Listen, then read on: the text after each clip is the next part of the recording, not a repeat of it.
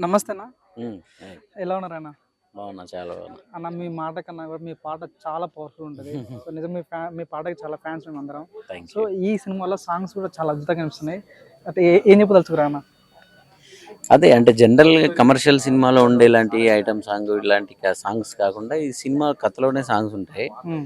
అందులోనూ నేను ఏదైతే నాన్న గురించి, ఊరు గురించి ఇలా కొన్ని విషయాల్ని ప్రైవేట్ సాంగ్‌లలో చెప్పామో హ్మ్. అవన్నీ దీంట్లో సినిమాలో కూడా వచ్చాయి. అంటే ఆ సినిమాలో కూడా చేసే సినిమా ఎంతున్నా మనం ఇండిపెండెంట్ కంటే సినిమా ఎక్కువ ఎక్స్‌పోజర్ ఉంటది. ఎక్కువ మందికి రీచ్ అవుతది. ఆ కథలో ఆయన అలాంటి మంచి పాటలు ఒక ఊరు వదిలి వెళ్ళిపోతున్నప్పుడు వెంకటరామయ్య ఆ ఊరు ఆయన జ్ఞాపకాలన్నిటిని వదిలి వెళ్తున్నప్పుడు ఆ ఊరు గురించి ఒక పాట ఉంటుంది. అలాగే తనను అందరూ మేము ఇంతమందిని చూసుకుంటావు, ఇంతమందిని కలిసి నొక్కని చూసుకుంటలేవు నువ్వు ఫాదర్ సాంగ్ ఉంటుంది. ఓకే.